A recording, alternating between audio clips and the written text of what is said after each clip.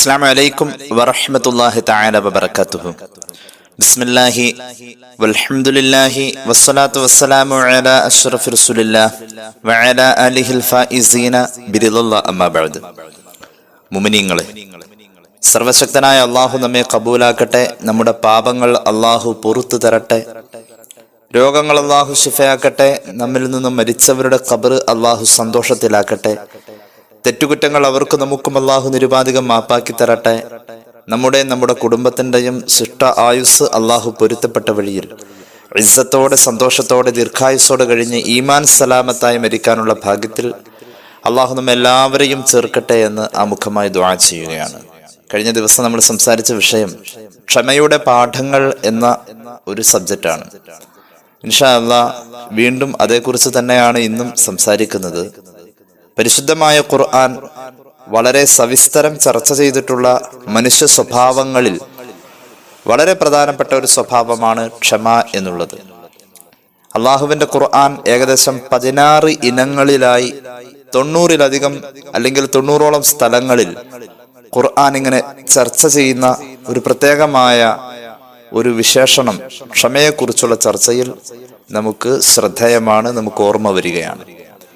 അള്ളാഹുവിന്റെ ഖുർആനിൽ 90 ഇടങ്ങളിൽ പ്രത്യേകം ചർച്ച ചെയ്തിട്ടുള്ള ഈ സ്വഭാവ ഗുണം ഒരു മനുഷ്യനിൽ ഉണ്ടായിക്കഴിഞ്ഞാൽ, പ്രത്യേകിച്ച് ഒരു സത്യവിശ്വാസിയിൽ ഉണ്ടായിക്കഴിഞ്ഞാൽ അതിന് എത്ര നേട്ടങ്ങളാ ഉണ്ടാവുക.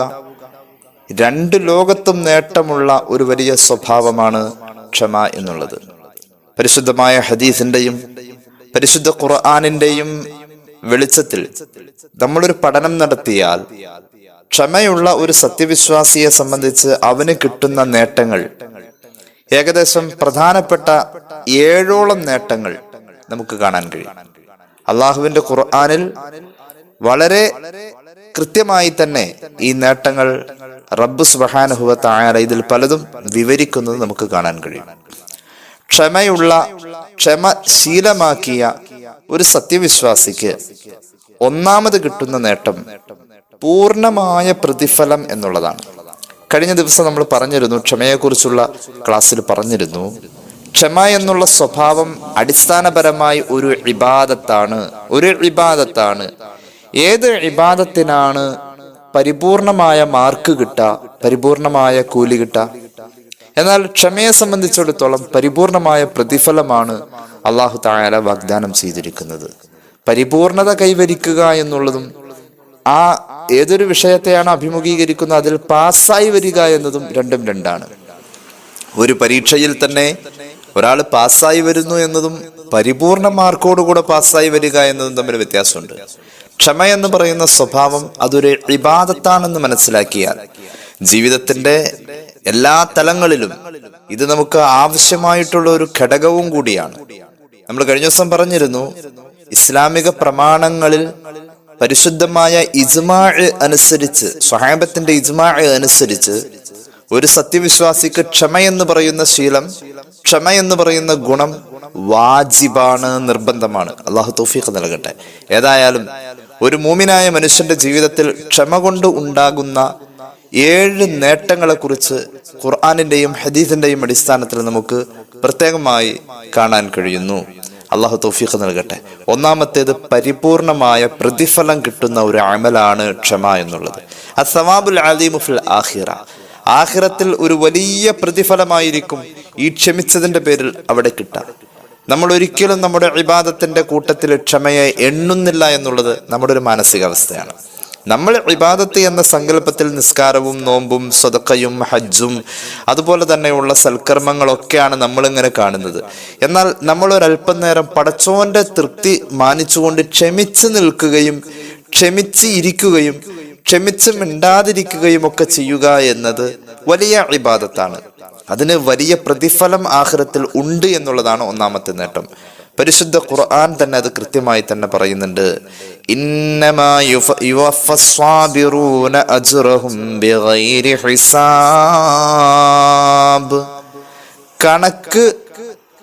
കണക്ക് കൂടാതെ, കണക്കില്ലാതെ, ബിഗൈരി ഹിസാബ്, കണക്കില്ലാതെ, കണക്ക് നോക്കാതെ ക്ഷമയുള്ളവന്റെ ക്ഷമയുടെ കണക്കേ നോക്കുന്നില്ല, ക്ഷമിച്ചോ എന്നതേ നോക്കുന്നുള്ളൂ.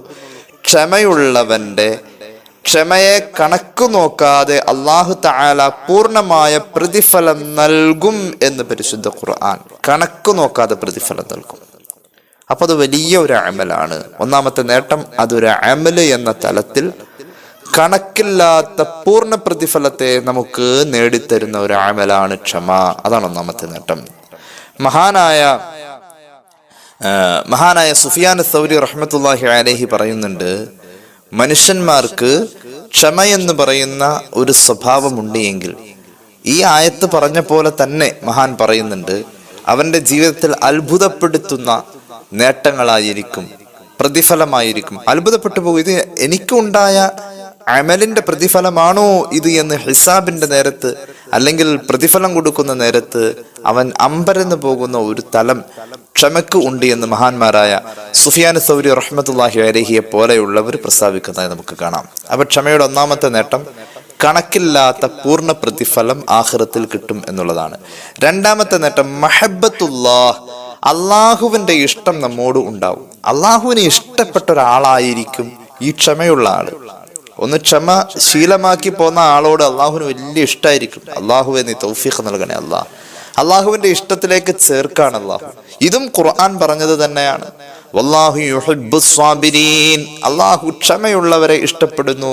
അള്ളാഹു അതിൽ നമ്മെ ചേർക്കട്ടെ. അപ്പൊ രണ്ടാമത്തെ നേട്ടം, അള്ളാഹുവിന്റെ ഇഷ്ടത്തിൽ കൂടാൻ പറ്റുന്നു. മൂന്നാമത്തെ നേട്ടം, അൽ ജന്നത്തു ലിമൻ സബറ അലൽ ബലാഇ ഫിദ് ദുനിയാ, ദുനിയാവിൽ ക്ഷമ എന്നുള്ള ശീലം ഉണ്ടാക്കിയെടുത്താൽ, അത് പ്രത്യേകിച്ച് അള്ളാഹു തരുന്ന പരീക്ഷണങ്ങളിൽ ക്ഷമിച്ചാൽ എന്നാണ്. അങ്ങനെയെങ്കിൽ സ്വർഗം ഉറപ്പാണ്, സ്വർഗം ഉറപ്പാണ്. മഹാനായ അതാ ഇബ്നു അബി റബാഹ് റളിയല്ലാഹു അൻഹു പറയുന്നു, ഒരിക്കൽ ഇബ്നു അബ്ബാസ് റളിയല്ലാഹു അൻഹു എന്ന മഹാനായ സ്വഹാബി എന്നോട് പറഞ്ഞു, സ്വർഗാവകാശിനിയായ ഒരു പെണ്ണിനെ കുറിച്ച്. സ്വർഗാവകാശിനിയായ ഒരു പെണ്ണ്. ഇമാം ബുഖാരി മുസ്ലിം ഉദ്ധരിച്ചിട്ടുള്ള ഹദീസ് പലപ്പോഴും നമ്മൾ പറഞ്ഞിട്ടുള്ളതാ. ആ പെണ്ണിനെ സംബന്ധിച്ചിടത്തോളം അവൾക്ക് അപസ്മാര രോഗമുണ്ട്. അപസ്മാര രോഗം വരുമ്പോ അള്ളാഹ് കൊടുത്തൊരു ബലാ ആണത്. ഈ അപസ്മാര രോഗമുള്ള പെണ്ണ് രോഗം അങ്ങ് മൂർച്ഛിക്കുമ്പോ അവൾ ബോധം കെട്ട് വീണ് ഔറത്ത് വെളിവാകുന്നു. ഈ വിവരം വന്ന അവള് റസൂലുള്ളാഹി സ്വല്ലല്ലാഹി അലൈഹി വസല്ലം തങ്ങളോട് പറഞ്ഞപ്പോ നബി സല്ലല്ലാഹു അലൈഹി വസല്ലം തങ്ങൾ അവളോട് പറഞ്ഞു, പെണ്ണെ, നീ ഈ രോഗം അള്ളാഹ് തന്ന ഒരു ബലാ ആണെന്ന് കണക്കാക്കി അങ്ങ് ക്ഷമിച്ചാൽ നിനക്ക് സ്വർഗമുണ്ട്. നീ പറയാണ് രോഗം ഭേദമാവാൻ ദുആ ചെയ്യണേന്നാണ് എന്നോട് പറയുന്നതെങ്കിൽ ഞാൻ ദുആ ചെയ്ത് നിനക്ക് രോഗം മാറ്റിത്തരാം. അള്ളാഹുവിന്റെ ഖദർ ഖലാ കൊണ്ട്, എന്റെ ദുആ കൊണ്ട് നിനക്ക് രോഗം ഭേദപ്പെട്ടേക്കാം. അതല്ല, നീ ഇത് ക്ഷമിച്ചു കഴിഞ്ഞാൽ ഈ രോഗം അള്ളാഹ് തന്നതാണ് എന്നതിന്റെ പേരിൽ ക്ഷമിച്ചാൽ, ആ ഒരു ബോധത്തോടു കൂടെ ക്ഷമിച്ചാൽ നിനക്ക് സ്വർഗമുണ്ട്. ഇതിലേതാ വേണ്ടതെന്ന് ചോദിച്ചു. അവള് പറഞ്ഞു, സ്വഹീഹുൽ ബുഖാരി സ്വഹീഹ് മുസ്ലിം ഹദീസ് ഉദ്ധരിച്ചതാ, പലപ്പോഴും നമ്മൾ പറഞ്ഞിട്ടുള്ള ഹദീസ്. അവള് പറഞ്ഞു, നബിയെ, എന്റെ രോഗം ഭേദമാവേണ്ടതില്ല, ഞാൻ ക്ഷമിച്ചോളാം നബിയെ, പക്ഷേ ഞാൻ ക്ഷമിക്കാം, പക്ഷേ എന്റെ ഔറത്ത് വെളിവാകുന്നൊരവസ്ഥ, എന്റെ രോഗം കൂടുതലാകുമ്പോൾ അതൊന്നും ഇല്ലാതാവാൻ വേണ്ടിയിട്ട് അങ്ങ് ദ്വാരക്കണേ. അവളുടെ ഔറത്ത് വെളിവാകണ്ട എന്ന് അള്ളാഹുവിന്റെ ഹബീബ് സല്ലല്ലാഹു അലൈഹി വസല്ലം ദുആരന്നു എന്നുള്ളതാണ്. അപ്പൊ ആ പെണ്ണിനെ കാണുമ്പോ, ആ പെണ്ണ് സഞ്ചരിക്കുന്നത് കാണുമ്പോൾ സ്വഹാബികള് അത്ഭുതത്തോടുകൂടെ നോക്കും. അനുഭവിക്കുന്ന വിഷമങ്ങൾ അള്ളാഹ് തന്നതാണെന്ന തോന്നലിൽ ക്ഷമിച്ചു കഴിഞ്ഞതിന്റെ പേരിൽ സ്വർഗം വാങ്ങിയ പെണ്ണ് എന്ന പദവിയാണ് ആ പെണ്ണിനുള്ളത്. നമ്മൾ പറയുന്നു, ക്ഷമയുടെ മൂന്നാമത്തെ നേട്ടം, അള്ളാഹ് തരുന്ന വിഷമങ്ങളും പ്രയാസങ്ങളും രോഗങ്ങളും സഹിച്ചാലും ക്ഷമിച്ചാലും അള്ളാഹുവേ നീ എനിക്ക് സ്വർഗം തരണേ എന്നൊരു ദുആ അങ്ങ് ചെയ്താൽ നമുക്ക് അള്ളാഹു സ്വർഗം ഉറപ്പായിട്ടും തരും. സ്വർഗം കിട്ടും ക്ഷമ കൊണ്ട് എന്നുള്ളതാണ് മൂന്നാമത്തെ നേട്ടം. മഹാനായ സുഫിയാൻ ഇബ്നു ഉയൈന റളിയല്ലാഹു അൻഹു വലിയ മഹാനാണ്, ഹദീസ് പണ്ഡിതനാണ്. അദ്ദേഹത്തിന്റെ ഹദീസിലെ നൈപുണ്യമൊക്കെ വലിയ ചരിത്ര ചർച്ചയുള്ളതാണ്. ഒരു അറബി പദം തന്റെ വായിൽ മഹാനവറുകൾ ഉച്ചരിച്ചിട്ട് അതിങ്ങനെ ഫിൽട്ടർ ചെയ്യും വായിൽ വെച്ചിട്ട്. എന്നിട്ട് കുറെ കഴിഞ്ഞിട്ട് പറയും, ഇത് റസൂലുള്ളാഹി പറഞ്ഞതാണെങ്കിൽ ഇത് ഹദീസാണ്, ഇത് ഹദീസ് അല്ല എന്ന് പറയാൻ അദ്ദേഹത്തിന്റെ ഉമിനീരിൽ അത്ര കണ്ട് ഹദീസിൽ ലയിച്ചു ചേർന്നിരിക്കുന്ന മഹാനായ ഹദീസ് പണ്ഡിതനായ സുഫിയാൻ ഇബ്നു ഉയൈന റളിയല്ലാഹു അൻഹു പറയുന്നു, ലം യുഅത്തൽ ഇബാദു അഫ്ളലു മിനസ് സബരി ബിഹി ദഖലു അൽ ജന്ന. അള്ളാഹുവിന്റെ അടിമകൾക്ക് കിട്ടിയിട്ടുള്ള ഏറ്റവും വലിയ ഏറ്റവും വലിയ ഔദാര്യം, നേട്ടം ക്ഷമ എന്ന് പറയുന്ന ഒരു ഗുണമാണ്. ഒരു അടിമയെ സംബന്ധിച്ചിടത്തോളം, അള്ളാഹുവിന്റെ ഒരു ഇഷ്ടദാസനെ സംബന്ധിച്ചിടത്തോളം അവന് കിട്ടിയിട്ടുള്ള ഏറ്റവും വലിയ നേട്ടം ക്ഷമ എന്ന് പറയുന്ന ഒരു ശീലമുണ്ടെങ്കിൽ അത് തന്നെയാണ്. കാരണം അത് മുഖേന അവന് സ്വർഗത്തിലെത്താൻ കഴിയുമത്രേ. അപ്പോ അള്ളാഹു തരുന്ന വിഷമങ്ങളിൽ ക്ഷമിച്ചാൽ സ്വർഗം കിട്ടും എന്നുള്ളതാണ് മൂന്നാമത്തെ നേട്ടം. നാലാമത്തെ നേട്ടം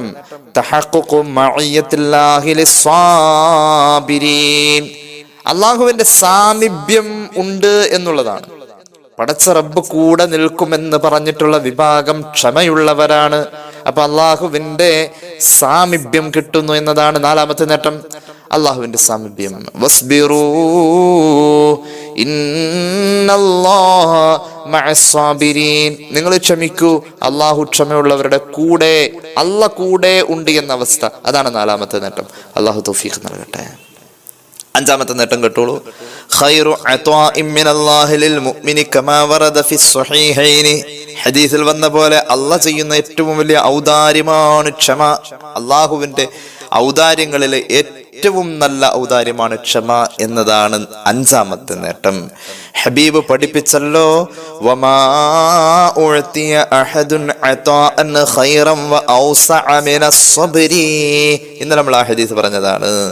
റസൂലുള്ളാഹി പറഞ്ഞല്ലോ സല്ലല്ലാഹു അലൈഹി വസല്ലം, നിങ്ങൾക്ക് അല്ലാഹ് തരുന്ന ഏറ്റവും വിശാലമായ വലിപ്പമേറിയ ഏറ്റവും മഹത്വമേറിയ ഒരു ഔദാര്യം യജമാനനായ അള്ളാഹു അവന്റെ അടിമക്ക് കൊടുക്കുന്നുവെങ്കിൽ ആ ഏറ്റവും വലിയ വിശാലമായ ആ ഔദാര്യം, ഏറ്റവും മഹത്വമുള്ള ആ ഔദാര്യം ക്ഷമയാണെന്ന് സയ്യിദുനാ റസൂലുള്ളാഹി സ്വല്ലല്ലാഹു അലൈഹി വസല്ലം. അപ്പൊ അള്ളാഹു ഒരു മുഅ്മിനായ മനുഷ്യന് നൽകുന്ന ഏറ്റവും വിലപിടിപ്പുള്ള, ഏറ്റവും വിശാലവും വലിപ്പവുമുള്ള ഔദാര്യം എന്നത് ക്ഷമ കൊണ്ടാണ് കിട്ടുന്നത്. അള്ളാഹു തൗഫീഖ് നൽകട്ടെ. അഞ്ചാമത്തെ നേട്ടം അതാണ്. ആറാമത്തെ നേട്ടം ലദ്ദത്തുൽ ഈമാനി വ ഹലാവത്തുഹു ലിമൻ സ്വബറ അലാ തർക്കിൽ മഅസി. ഹബീബായ നബി കരീം സല്ലല്ലാഹു അലൈഹി വസല്ലം തങ്ങൾ പറയുന്നു, ഒരു മനുഷ്യൻ ഒരു ഹറാമിലേക്ക് അവിചാരിതമായി നോക്കിപ്പോയാൽ അള്ളാന്റെ പൊരുത്തം മാനിച്ചുകൊണ്ട് ആ ഹറാമിൽ നിന്നും അവന്റെ കണ്ണിനെ അവൻ പറിച്ചെടുത്താൽ, അവൻ ആ കണ്ണിനെ പറിച്ചെടുക്കുക എന്നത് അവന് ഈമാന്റെ മധുരം എത്തിക്കാനുള്ള ഒരു പുണ്യമായ അമലാണ് എന്ന് മുഹമ്മദ് റസൂൽ സല്ലല്ലാഹു അലൈഹി വസല്ലം. അപ്പോൾ ആറാമത്തെ നേട്ടം, ഈമാനിന്റെ ഒരു മധുരവും സുഖവും ആസ്വദിക്കാൻ ക്ഷമ ഉള്ളവർക്ക് കഴിയും. ക്ഷമിച്ചു എന്നതിന്റെ പേരിൽ അള്ളാഹു എന്ന വിചാരം മനസ്സിലേക്ക് കടന്നു വരിക വഴി ഈമാനിന്റെ ഒരു മധുരം കിട്ടുമെന്നുള്ളതാണ് ആറാമത്തെ നേട്ടം. ഒരു ഹറാമായ കാഴ്ചയിലും കേൾവിയിലും താൻ അങ്ങോട്ട് ശ്രദ്ധിച്ചാൽ ഒരു ഹറാമ് കാണാനും കേൾക്കാനും പറ്റും. എന്നാൽ അതിൽ നിന്നും ഒഴിവായി, ആ ഹറാമിൽ നിന്നും ഒഴിവാകൽ വഴി ഹറാമിനെ ഒഴിവാക്കിയതിന്റെ പേരിൽ ഈമാന്റെ മധുരം കിട്ടുമെന്ന് പുണ്യനബി സല്ലല്ലാഹു അലൈഹി വസല്ലം ഹദീസിലുള്ള കാര്യമാണ്. അള്ളാഹു തൗഫീഖ് നൽകട്ടെ. അപ്പൊ ആറാമത്തെ നേട്ടം ഈമാന്റെ മധുരം കിട്ടും എന്നുള്ളതാണ്. ഏഴാമത്തെ നേട്ടം കേട്ടോളൂ. ലിസ്സാബിരി സലാസു ബശായിറ ബശറല്ലാഹു ബിഹാ. ഏഴാമത്തെ നേട്ടം, 3 സന്തോഷം അള്ളാഹു ഒരു ക്ഷമയുള്ള മനുഷ്യന് നൽകുന്നു എന്നുള്ളതാണ്. 3 സന്തോഷം അള്ളാഹു നമുക്ക് തരട്ടെ. ഖുർആൻ പറഞ്ഞതാണിത്. ക്ഷമയുള്ള മനുഷ്യന് അള്ളാഹു 3 സന്തോഷം നൽകുമെന്നുള്ളതാണ് ഏഴാമത്തെ നേട്ടം. 3 സന്തോഷം ഉണ്ടാവും. ആർക്ക്? 3 സന്തോഷം പറയുന്നുണ്ട്. 3 സന്തോഷം അള്ളാഹു നൽകും എന്നുള്ളതാണ് ക്ഷമയുള്ളവന് കിട്ടുന്ന ഏഴാമത്തെ നേട്ടം. ബിസ്മില്ലാഹിർ റഹ്മാനിർ റഹീം വബശ്ശിരിസ് സ്വാബിരീൻ الذين إذا أصابتهم مصيبة قالوا إنا لله وإنا إليه راجعون أولئك عليهم صلوات من ربهم ورحمة وأولئك هم المهتدون. സൂറത്തുൽ ബഖറ.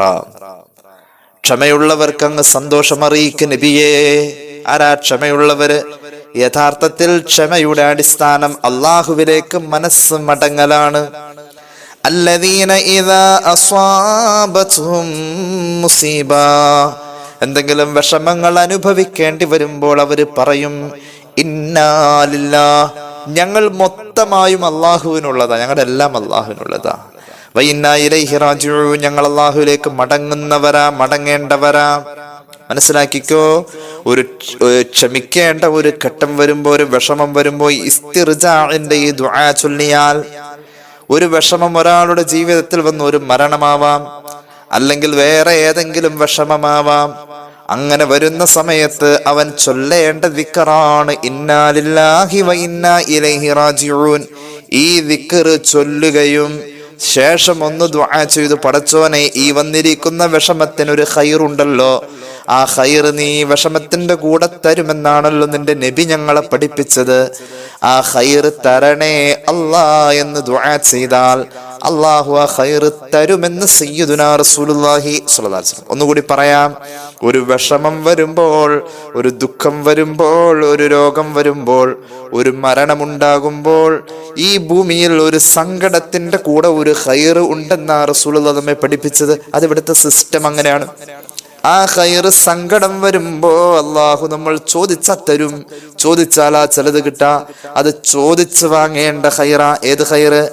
നമ്മളൊരു വിഷമം അനുഭവിക്കുമ്പോ ആ വിഷമം അനുഭവിക്കുന്നതിന്റെ പേരിൽ ഒരു ഖൈർ സമ്മാനമായി അള്ളാഹു വെച്ചിട്ടുണ്ട്. അത് പ്രത്യേകം ചോദിച്ചു വാങ്ങണം. അതിനാ ചോദ്യത്തിനൊരു പ്രത്യേക ദുആയാണ്, അല്ലാഹുമ്മ അജ്റിനാ ഫീ മുസീബത്തിനാ ഹാദിഹി വ അഖ്ലിഫ് ലനാ ഖൈറൻ മിൻഹാ യാ റബ്ബൽ ആലമീൻ. പടച്ചോനെ, ഞാൻ അനുഭവിക്കുന്ന ഈ വേദനയ്ക്ക് നീ ഖൈർ പകരം തരണമല്ല. ഞാൻ ഈ അനുഭവിക്കുന്ന വിഷമത്തിന്, രോഗത്തിന്, എൻ്റെ കുടുംബത്തിലുണ്ടായ ഈ മരണത്തിന് അല്ലാ ഞങ്ങൾ വിഷമിക്കുന്നു, നീ കൂലി തരണേ എന്ന് ചോദിച്ചിട്ട് അതിൽ ഖൈർ പകരം ചോദിച്ചാൽ അല്ലാഹു ഖൈർ നൽകുമെന്ന് സയ്യിദുനാ റസൂലുള്ളാഹി സ്വല്ലല്ലാഹു അലാ മുഹമ്മദ് സ്വല്ലല്ലാഹു അലൈഹി വസല്ലം. അല്ലാഹു ഖൈർ നൽകും. അപ്പൊ അതിനു മുമ്പ് ആദ്യം എന്താ ചെയ്യേണ്ടത്? ആദ്യം ഖൈർ ചോദിക്കുന്നതിന് മുമ്പ് പടച്ചോനെ ഇത് നീ തന്നതാണല്ലോ അല്ലാ എന്ന വിചാരത്താൽ ഇന്നാ ലില്ലാഹി വ ഇന്നാ ഇലൈഹി റാജിഊൻ എന്ന ദിക്ർ ചൊല്ലണം. ഒന്നും കൂടി പറയാം, ഒരു മനുഷ്യനൊരു വിഷമമോ ഒരു പ്രയാസമോ ഉണ്ടായാൽ അത് അല്ലാഹ് തന്നതാണെന്ന തോന്നലിലും വിചാരത്തിലും വിശ്വാസത്തിലും അവൻ മനസ്സറിഞ്ഞ് ഇന്നാ ലില്ലാഹി വ ഇന്നാ ഇലൈഹി റാജിഊൻ എന്ന ദിക്ർ ഒരു വട്ടം ചൊല്ലിയിട്ട് പടച്ചോനോട് ആ വന്ന വിഷമത്തിന് അവൻ വെച്ചിരിക്കുന്ന ഖൈർ പകരം തരണേ എന്ന് ചോദിച്ചാൽ ഖൈർ അല്ലാഹു നൽകുമെന്ന് സയ്യിദുനാ റസൂലുള്ളാഹി സ്വല്ലല്ലാഹു അലൈഹി വസല്ലം. ഇപ്പൊ നമ്മൾ നടന്നു പോകുമ്പോ നമ്മുടെ ചെരുപ്പിന്റെ വള്ളി ഒന്ന് പൊട്ടിയാൽ, അല്ലെങ്കിൽ നമ്മുടെ കാലൂര് കല്ലിൽ തട്ടിയാൽ, ഒരൽപ്പം ചോര പൊടിഞ്ഞാൽ നമ്മെ സംബന്ധിച്ചിടത്തോളം ആ സമയത്ത് ഇന്നാ ലില്ലാഹി വ ഇന്നാ ഇലൈഹി റാജിഊൻ എന്ന് പറയാം. നമുക്ക് വന്നിരിക്കുന്ന ഒരു വിഷമമാണിത്. ഇമാം അബൂദാവൂദിന്റെ സുനനിൽ ഹദീസ് കാണാം, കുല്ലു മാ സഅൽ മുഅ്മിന ഫഹുവ മുസീബ. ഒരു മുഅ്മിനായ മനുഷ്യന് അനിഷ്ടകരമായി അവന്റെ മുഖം വാടുന്ന എന്തെങ്കിലും ഒരു വിഷമം മുന്നിൽ വന്നാൽ മുഖം വാടിയാൽ മതി. അവിടെ അവന് പറയാം ഇന്നാ ലില്ലാഹി വ ഇന്നാ ഇലൈഹി റാജിഊൻ എന്ന ദിക്ർ പറയാമെന്ന് സയ്യിദുനാ റസൂലുള്ളാഹി. അത് അവന്റെ മുസീബത്തിൽ പറയാം. ഐഷ റളിയല്ലാഹു അൻഹയുടെ വീട്ടിൽ വെച്ച് വിളക്കണഞ്ഞു പോയപ്പോ, ഐഷാ ബിയുടെ മുന്നിലിരുന്ന വിളക്കണഞ്ഞപ്പോഴാ റസൂലുള്ളാഹി പറഞ്ഞത് ഇന്നാ ലില്ലാഹി വ ഇന്നാ ഇലൈഹി റാജിഊൻ. നബിയെ, ഇതൊരു വിളക്കല്ലേ, വിളക്കണഞ്ഞു കഴിഞ്ഞാൽ ഇങ്ങനെ ഇന്നാ ലില്ലാഹി ചൊല്ലണോ? റസൂലുള്ളാഹി പറഞ്ഞതാണ് കുല്ലു മാ സഅൽ മുഅ്മിന ഫഹുവ മുസീബ.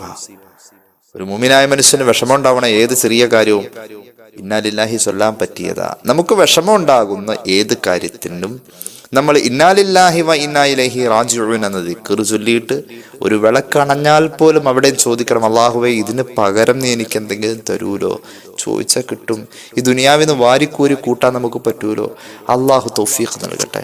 പടച്ചോൻ അതിനുള്ള ബോധം ഓർമ്മയ്ക്ക് തരട്ടെ. ഇതൊക്കെ അള്ളാഹനെ ഓർമ്മിപ്പിക്കലാണിത്. ഇത് അള്ളാഹുവിനെ ഓർമ്മിപ്പിക്കൽ. ഒരു ബുദ്ധിയുള്ള മനുഷ്യനാണെങ്കിൽ ഈ സന്ദർഭങ്ങളൊക്കെ ഉപയോഗപ്പെടുത്തും. കാരണം ബുദ്ധിയുള്ള മനുഷ്യൻ എന്ന് പറഞ്ഞാൽ അള്ളാഹനെ ഓർക്കാൻ കിട്ടുന്ന സന്ദർഭങ്ങളെ പരമാവധി ഉപയോഗിക്കുന്നവനാ. ഉലുൽ അൽബാബ് എന്ന ബുദ്ധിയുള്ളവരെ കുറിച്ച് ഖുർആൻ പറഞ്ഞത് ല ആയാത്തിൽ ഉലുൽ അൽബാബ്. ബുദ്ധിയുള്ളവർക്ക് എവിടെ നോക്കിയാൽ അള്ളാഹനെ കാണാൻ പറ്റും, അള്ളാഹുവിലേക്ക് എത്തുന്ന ചിന്തകൾ കിട്ടും.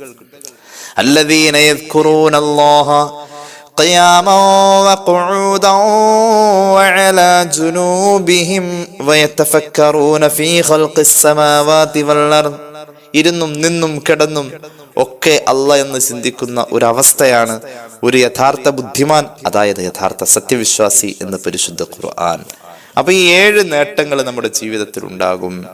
ഈ 7 നേട്ടങ്ങൾ, 7ാമത്തെ നേട്ടമാണ് ക്ഷമയുള്ള മനുഷ്യന് അള്ളാഹു 3 സന്തോഷം നൽകും എന്നുള്ളതാണ്. ഏതാ 3 സന്തോഷങ്ങൾ? ക്ഷമയുള്ള മനുഷ്യന് 3 സന്തോഷം കിട്ടും എന്നുള്ളതാണ് 7ാമത്തെ നേട്ടം. ഏതാണ് ആ 3 സന്തോഷങ്ങൾ? ഉലൈക അലൈഹിം സ്വലവാത്തും മിർ റബ്ബിഹിം. റബ്ബ് ഒരുപാട് ഗുണങ്ങളും നേട്ടങ്ങളും ഈ ഭൂമിയിൽ വെച്ച് തന്നെ നൽകും എന്നുള്ളതാണ് ഖുർആനായത്. അതാണ് 1ാമത്തെ സന്തോഷം.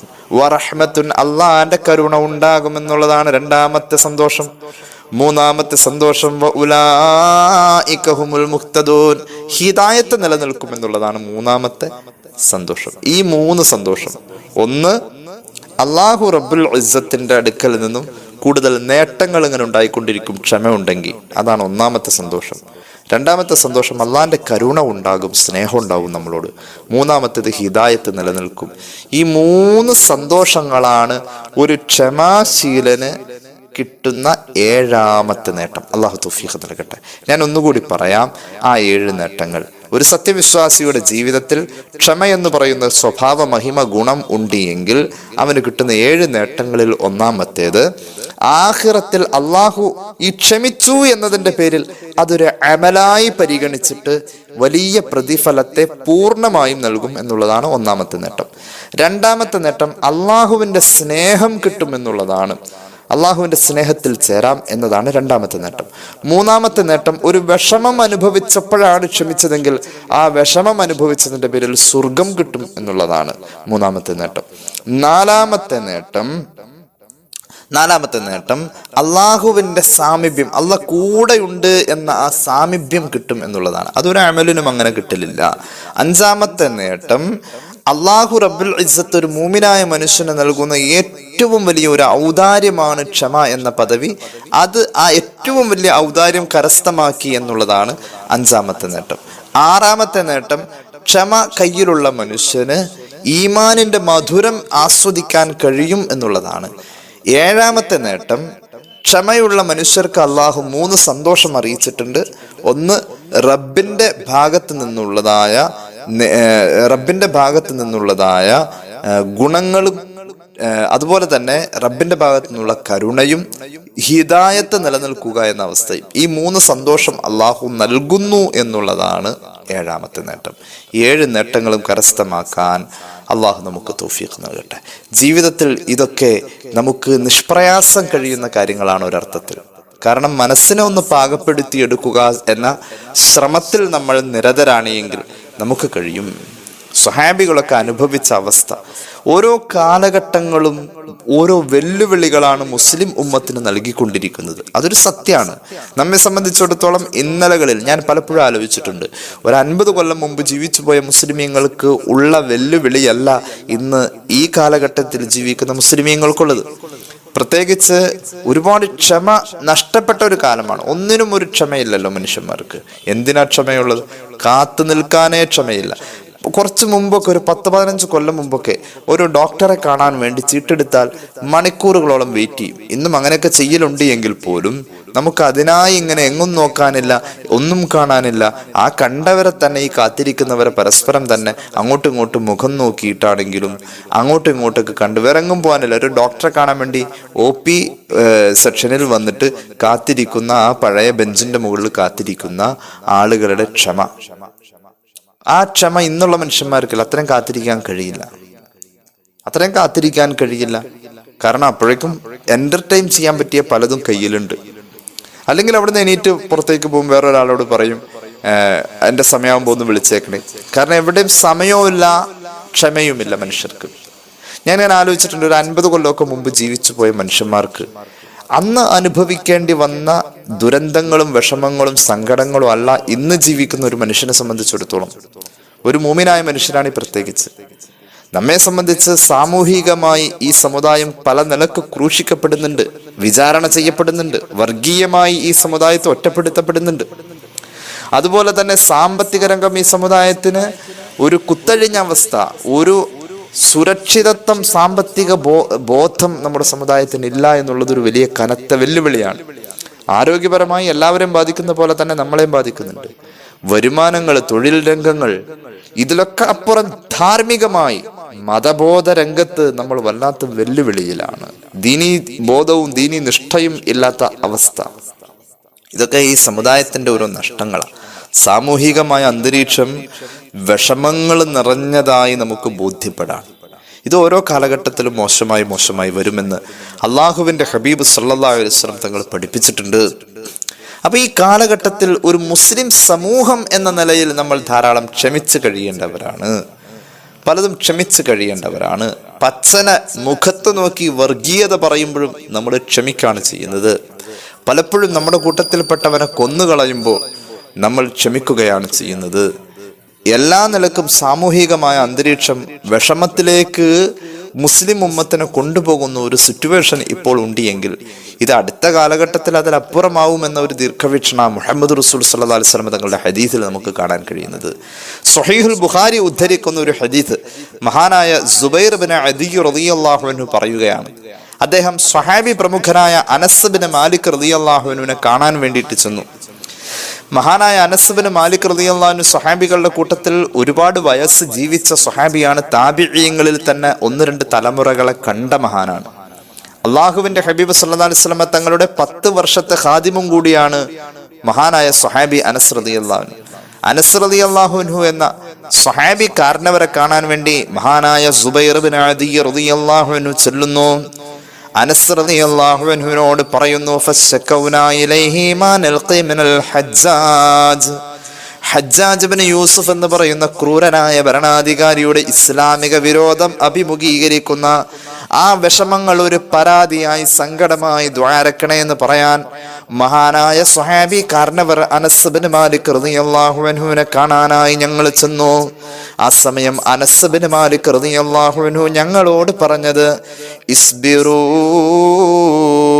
ഫഇന്നഹു ലാ യഅതി അലൈക്കും സമാൻ إلا الذي بعده أشر منه حتى تلقوا ربكم سمعته من نبيكم صلى الله عليه وسلم. സ്വഹീഹുൽ ബുഖാരി ഹദീസ് രേഖപ്പെടുത്തുന്നു. സങ്കടം കേട്ടപ്പോ, സമുദായത്തിന്റെ വിഷമങ്ങൾ കേട്ടപ്പോ അനസ് റളിയല്ലാഹു അൻഹു പറഞ്ഞു, സമൂഹമേ, സംഘമേ, എന്റെ മുന്നിൽ വന്നിരിക്കുന്ന സദസ്സേ, ഇസ്ബിറു, നമ്മൾ ക്ഷമിച്ചേ പറ്റൂ. ഫഇന്നഹു, അറിയണേ, ലാ യഅതി അലൈക്കും സമാൻ ഇല്ലല്ലദീ ബഅദഹു അശ്റു മിൻഹു.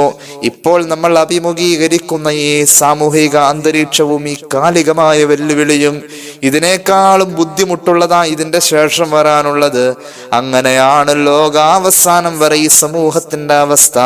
എത്രത്തോളം? ഹത്താ തൽഖൗ റബ്ബക്കും, ലോകം അവസാനിക്കുന്നവരെ വിഷമങ്ങൾ ഇങ്ങനെ കൂടിക്കൂടി വരാ എന്നതാണ് നമ്മെ സംബന്ധിച്ചിടത്തോളം ഒരു മുഅ്മിനായ മനുഷ്യന്റെ ജീവിതത്തിന്റെ മെത്തേഡ് എന്ന് മഹാനായ അനസ് ബിൻ മാലിക് റളിയല്ലാഹു അൻഹു തന്റെ മുന്നിൽ വന്ന മഹാന്മാരായ താബിഈങ്ങളോട് പറയാണ്.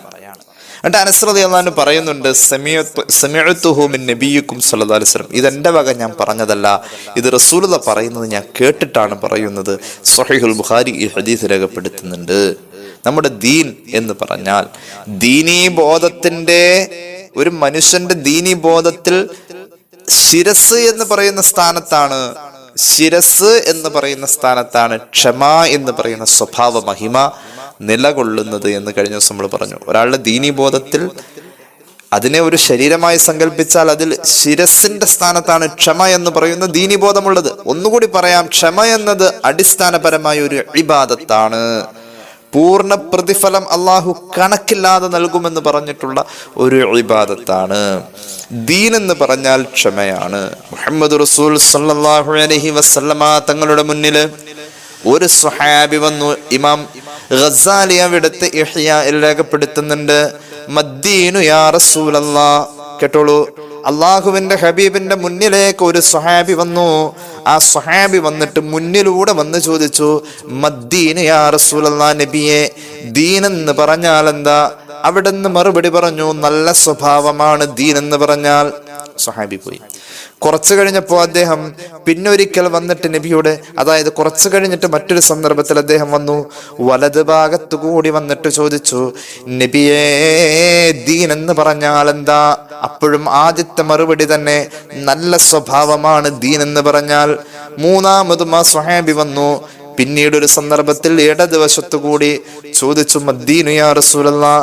അവിടുന്ന് പറഞ്ഞു, ദീൻ എന്ന് പറഞ്ഞാൽ നല്ല സ്വഭാവമാണ്, സൽസ്വഭാവമാണ്. 3 വട്ടം ഒരാൾക്ക് തന്നെ ഒരേ ചോദ്യത്തിന് മറുപടി ആവർത്തിച്ചു 3 ഘട്ടങ്ങളിലെ. സ്വാഭാവികമായും ദേഷ്യം വരും. ഞാനല്ലേ നിന്നോട് കുറച്ചു മുമ്പ് പറഞ്ഞത് ദീൻ എന്ന് പറഞ്ഞാൽ സൽസ്വഭാവമാണ്? സ്വാഭാവികമായും ദേഷ്യം വരും. ഇനി കേട്ടോളൂ, 4ാമത് സ്വഹാബി ചെയ്തത് എന്താണെന്നറിയോ? പിന്നിലൂടെ വന്നു. ഇമാം ഗസാലിയുടെ ഇഹ്യാഇലെ ഹദീസ് പറയുന്നതോടൊപ്പം ഈ ഹദീസ് അടിസ്ഥാനപ്പെടുത്തിയ ഒരു അധ്യായം തന്നെ ചർച്ചയാണ്. 4ാമത് സ്വഹാബി പിന്നിലൂടെ വന്നിട്ട് ചോദിച്ചു, നബിയെ പിന്നിലൂടെ വന്നിട്ട് ചോദിക്കുക, പുറകിലൂടെ വന്നിട്ടൊക്കെ ചോദിക്കാന്ന് പറഞ്ഞാൽ അത് പക്ക അഥവകേടാ. അത് ഏതൊരു സാധാരണക്കാരനും, നമ്മളോട് ഇപ്പോൾ ഒരാൾ ഒരു കാര്യം ചോദിച്ചറിയാം, പുറകേന്ന് തോണ്ടി വിളിച്ചിട്ട് ചോദിച്ചു കഴിയുന്നു മുന്നിൽ വന്ന് ചോദിക്കുന്നു തമ്മിൽ നമുക്ക് ഇഷ്ടത്തിൽ അത് രണ്ടും രണ്ടാ. പിന്നിലൂടെ വന്നിട്ടും ചോദിച്ചു, നബിയേ മദ്ദീനു യാ റസൂലല്ലാഹ്, ദീൻ എന്ന് പറഞ്ഞാൽ എന്താണ് നബിയേ? അല്ലാഹുവിന്റെ ഹബീബ് സല്ലല്ലാഹു അലൈഹി വസല്ലം സ്വഹാബിക്ക് കൊടുത്ത മറുപടി, അല്ലാ തഗ്ളിബ, മോനെ ക്ഷമിച്ചു നിൽക്കുക എന്നതാ ദീന്. ഞാനിപ്പോ നിന്റെ അടുത്ത് ക്ഷമ കാണിച്ചില്ലേ, ദേഷ്യപ്പെടാതെ, അത് തന്നെയാണ് ദീന്, അത് തന്നെയാണ് ദീന്. അല്ലാഹു തൗഫീഖ് നൽകട്ടെ. ദീൻ എന്ന് പറഞ്ഞാൽ അങ്ങനെയാണ്, ദീൻ എന്ന് പറഞ്ഞാൽ അങ്ങനെയാണ്. വിട്ടുവീഴ്ചയാണ് ദീൻ, ക്ഷമയാണ്, വിട്ടുവീഴ്ചയാണ്. നീ അള്ളാഹുവിന്റെ ഖുർആൻ പറഞ്ഞല്ലോ, ദീൻ എന്ന് പറഞ്ഞു കഴിഞ്ഞാൽ വിട്ടുവീഴ്ചയാണ്. ജനങ്ങൾക്ക് വിട്ടുവീഴ്ച ചെയ്യുക എന്നുള്ളതാണ് ദീന്. അള്ളാഹു നമുക്ക് തൗഫീഖ് നൽകട്ടെ. ദീനിനെ കുറിച്ച് അറിയാൻ വന്നവരോട് ഹബീബായ നബി തങ്ങൾ പലപ്പോഴും പറഞ്ഞിട്ടുള്ളതും ഇതൊക്കെ തന്നെയാണ്, ഇതൊക്കെ തന്നെയാണ്. കേട്ടോളൂ, ഒരു ഹദീസ് കേട്ടോളൂ. ഇമാം അഹ്മദ് അവിടുത്തെ മുസ്നദിൽ ഉദ്ധരിക്കുന്നുണ്ട്, അൻ അംർ ഇബ്നു അബ്സ റളിയല്ലാഹു അൻഹു അന്നഹു ഖാൽ അതൈതു റസൂലല്ലാഹി സ്വല്ലല്ലാഹു അലൈഹി വസല്ലം ഫഖുൽതു യാ റസൂലല്ലാഹ് മൻ മഅക അലാ ഹാദൽ അംർ. മഹാനായ അംർ ഇബ്നു അബ്സ റളിയല്ലാഹു അൻഹു ഹബീബായ നബി കരീം സല്ലല്ലാഹു അലൈഹി വസല്ലമ തങ്ങളുടെ അടുക്കൽ വന്നു. എന്നിട്ട് ചോദിക്കുകയാണ്, നബിയേ അങ്ങയുടെ കൂടെ ഉള്ളത് ആരൊക്കെയാണ്? അങ്ങയുടെ കൂടെ ഉള്ളത് ആരൊക്കെയാണ്? അങ്ങയുടെ കൂടെ ഈ മതം വിശ്വസിക്കുന്നവർ ആരൊക്കെയാണ്? അപ്പൊ മതത്തെ കുറിച്ച് അറിയാൻ വേണ്ടിയിട്ട് വരാണ് മഹാനായ സ്വഹാബി അംർ ഇബ്നു അബ്സ റളിയല്ലാഹു അൻഹു. അദ്ദേഹത്തിന് മുസ്ലിം ആവാൻ വേണ്ടി റസൂലുള്ളാഹി പറഞ്ഞു സല്ലല്ലാഹു അലൈഹി വസല്ലം, എന്റെ കൂടെ ഈ മതത്തിൽ കൂടിയിട്ടുള്ളത് ഹുറും വ അബ്ദുൻ, എന്റെ കൂടെ കൂടിയിരിക്കുന്നത് അടിമകളും സ്വതന്ത്രരായ മനുഷ്യരും ഉണ്ട്. സമൂഹത്തിൽ അന്ന് 2 നിലക്കായിരുന്നു മനുഷ്യർ, 2 ക്വാളിറ്റി ആയിരുന്നു. ഒന്ന് അടിമകളായി വെച്ചിരിക്കുന്ന സമൂഹത്തിൽ ഏറ്റവും താഴേക്കിടയിലുള്ളവര്, അവരും മുസ്ലിമാണ്. പിന്നെയോ സ്വതന്ത്രരെന്ന പരമസ്വാതന്ത്ര്യമുള്ള ആളുകൾ, അവരും മുസ്ലിമാണ്. ഇവർ 2 കൂട്ടരും ഒരുപോലെയാണ് മുഹമ്മദ് റസൂൽ സല്ലല്ലാഹു അലൈഹി വസല്ലം തങ്ങളുടെ മുന്നിൽ വന്നപ്പോൾ. ആ ഐത്ത ഭാവം അവിടെ ഇല്ല. എൻ്റെ മുന്നിൽ അടിമകളുണ്ട്, സ്വതന്ത്രരുണ്ട്, ഇവിടെ ആ വ്യത്യാസമൊന്നുമില്ല. അപ്പൊ ചോദിച്ചു, മൽ ഇസ്ലാം, ഇസ്ലാം എന്ന് പറഞ്ഞാൽ എന്താണ് നബിയേ സല്ലല്ലാഹു അലൈഹി വസല്ലം? ചോദിച്ചു പഠിക്കാൻ വന്ന അംർ ഇബ്നു അബ്സയോട് റളിയല്ലാഹു അൻഹു റസൂലുള്ളാഹി പറഞ്ഞു, ഇസ്ലാം എന്ന് പറഞ്ഞാൽ തീബുൽ കലാം, സംസ്കാരമുള്ള നിലവാരമുള്ള വർത്താനം പറയലാണ് ഇസ്ലാം. ഇസ്ലാം എന്ന് പറഞ്ഞാൽ നിലവാരമുള്ള വർത്താനം പറയലാണ്. വയതുആമു തുആം, വിശക്കുന്നവന് ഭക്ഷണം കൊടുക്കലാണ് ഇസ്ലാം എന്ന് പറഞ്ഞാൽ. അയാൾ വന്ന് ചോദിക്കുന്നിടത്ത് അയാൾക്ക് അറിയേണ്ട രീതിയിലുള്ള ഒരു മറുപടിയാണ് പറയുന്നത്. ഇസ്ലാമിന്റെ 10,000 വരുന്ന നന്മയുടെ മുഖങ്ങളെല്ലാം പറയേണ്ട അദ്ദേഹത്തിന്റെ മുന്നിൽ ഇസ്ലാമിനോട് താല്പര്യം തോന്നാൻ പറ്റിയൊരു ആൻസർ, ഏറ്റവും സംസ്കാരത്തോടെയും നിലവാരത്തോടെയും സംസാരിക്കുക, വർത്താനം പറയാ എന്ന ശീലമാണ് ഇസ്ലാം. വിശക്കുന്നവന് ഭക്ഷണം കൊടുക്കുക എന്ന ശീലമാണ് ഇസ്ലാം. ഇതാണ് ഇസ്ലാം. അപ്പോൾ ആ സ്വഹാബി ചോദിക്കുന്നുണ്ട്, ദീൻ പഠിച്ചിട്ട് ദീനിലേക്ക് കൂടാൻ വന്ന സ്വഹാബിയാണ്. മൽ ഈമാൻ. എല്ലാരും പറയുന്നുണ്ട് ഈമാൻ കൊള്ളാ എന്ന്. എന്താണ് മക്കയിൽ പുതിയ ഈമാൻ എന്ന് പറയുന്ന ഈ പ്രസ്താവന? ഈമാൻ എന്ന് പറഞ്ഞാൽ എന്താണ് നബിയെ? റസൂലുള്ളാഹി പറഞ്ഞു, ഈമാൻ എന്ന് പറഞ്ഞാൽ അസ്സബ്റു വസ്സമാഹ, ഒരാൾക്ക് ഔദാര്യമായി എന്തെങ്കിലും ചെയ്തു കൊടുക്കാനുള്ള ഒരു മനസ്സ്, ആരെങ്കിലും എന്തെങ്കിലുമൊക്കെ ചെയ്തു കൊടുക്കാനുള്ള ഒരു സഹായം ചെയ്യാനുള്ള ഒരു മനസ്സുണ്ടല്ലോ, ആ മനസ്സും അതോടൊപ്പം തൻ്റെ മുന്നിൽ വരുന്ന വിഫൽ ഘട്ടങ്ങളിൽ ക്ഷമിക്കാൻ കഴിയുന്ന ഒരു മനസ്സും, ക്ഷമയും ഔദാര്യബോധവുമാണ് ഈമാൻ എന്ന് പുണ്യനബി സ്വല്ലല്ലാഹു അലൈഹി വസല്ലം. ആ സ്വഹാബിക്ക് മതം ബോധ്യമായി, അദ്ദേഹം മുസ്ലിമായി. ഈ ഹദീസ് ഇമാം അഹ്മദ് അവിടുത്തെ മുസ്നദിൽ ഉദ്ധരിക്കുന്നുണ്ട്. അപ്പൊ ദീനിൽ ഇത്ര വലിയ ഒരു സ്ഥാനമാണ് ക്ഷമ എന്ന് പറയുന്ന എനിക്കും നിങ്ങൾക്കും ദിനേന ഇല്ലാതെ പോയിക്കൊണ്ടിരിക്കുന്ന ഈ സ്വഭാവം കൊണ്ട് നമുക്ക് നേടാൻ കഴിയുന്നത്. നമ്മുടെ ദീൻ പൂർണ്ണമാവാൻ ഇത് ഉണ്ടായേ പറ്റൂ. അള്ളാഹു തൗഫീഖ് നൽകട്ടെ.